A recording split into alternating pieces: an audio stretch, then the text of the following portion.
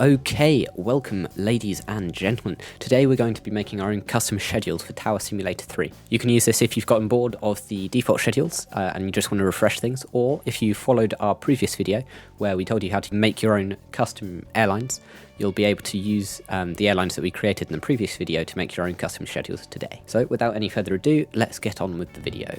So for this tutorial, we're going to start off once more in the main directory for Tower Simulator 3.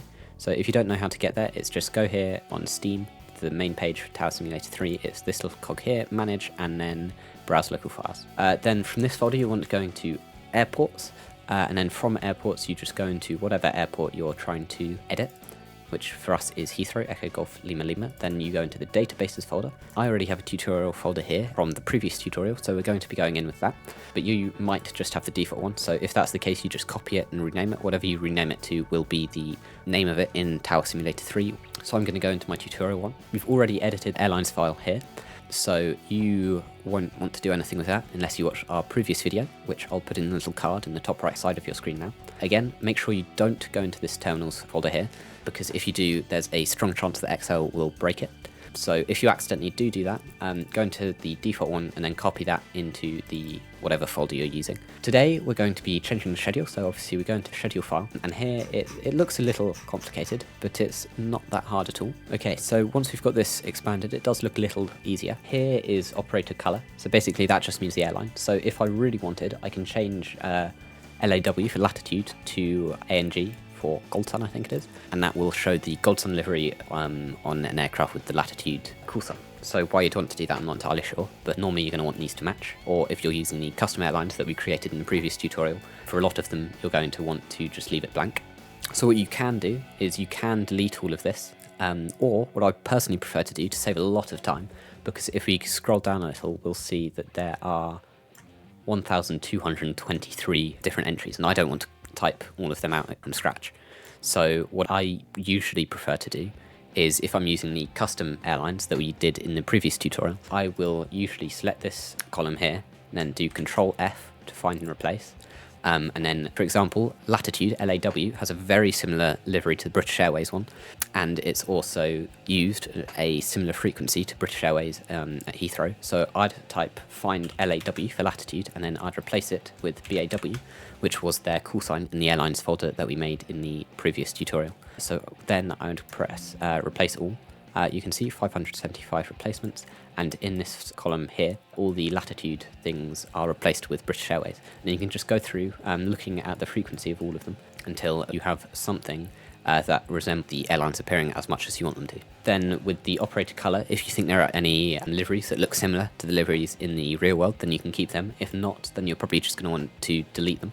So for example, Gold Sun, I might want Gold Sun to be American Airlines. I don't think from the top of my head there's a livery that looks like American Airlines. So I would go here, replace, ANG with AAL for American Airlines, replace all, 52 replacements. Then here I would do Control Find, replace ANG with just, I'll leave that blank, and then replace all, and it will just completely delete it from the column.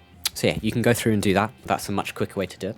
Or if you're not using the custom airlines that we did in the previous tutorial, you can add a separate column there, and then you can put a random number in there. So equals rand, and you'll see that's just a random number. I'm pretty sure it goes from 0 to 1. You scroll this all the way down to the bottom of the schedule, like so, and then you can highlight the whole column, and it's Control C, Control V, and then you make sure it copies the values only, and now you can select everything in the arrival section. So you see approach time there, so you scroll down until that becomes departure time, which is this section here. So these are all approaches and these are all departures, and then you come into the data tab up here, sort by column A, and then smallest to largest, and then this will sort all of them from smallest to largest, completely reshuffling them randomly. And then once again you come down to where it becomes departures, you highlight all the departures, just the same way as we highlighted the arrivals, and then it's sort by column A, which for me is that value there, smallest to largest again, and then it's completely reshuffled. Then once you've reshuffled it, you can delete column A, so delete, and then it's completely back and completely random, so the schedule is completely reshuffled. If that's not enough for you and you want to completely reshuffle the flight numbers as well, you can do equals rand between this one here, and then you probably want it to be between 1 and whatever your top number is. So this won't be completely realistic at all. You'll get airlines that have the flight numbers incredibly high that you wouldn't realistically have. You'll have flight numbers that aren't their real flight numbers, but you can just put whatever you feel is comfortable in here. So it was 1,223 different rows in here, so if you want, you can do 1,223 there. But then again, you will still get repeats. That's just the way that random things work. So you can put any number you want here. If I put 1, then it would just be guaranteed to be 1, so every flight number would be 1. I don't want that, so I want my random numbers to be between 1 and 5,000, let's say. So I enter 5,000 there, and it will give me a random integer between 1 and 5,000. Then I drag this down to the bottom of the schedule, and then I have all of them completely randomized again. So this isn't realistic. If you want it to be very realistic, you're going to want to go into each and every airline and decide what flight number you want to give them, but it will complain if there are repeat flight numbers. There are definitely going to be repeat flight numbers in here. For instance, if you go home, conditional formatting, and then new rule, yeah, and then if you format duplicate cells to be that color, let's say, you'll see that all of these numbers are duplicates. So it's up to you whether or not it's worth the time to type out a completely random set of numbers on your own, 1,223, or you can just do that with the rand between function. So with that, you should have a basic idea of how you can edit the schedules, and you can do it with whatever airlines you want. Hopefully that's helped. If not, obviously ask me any questions you want in the comment section below. So I hope you enjoyed the video. If you did enjoy the video, or if you found it helpful, a like and subscribe always goes a long way. So thank you so much if you do that.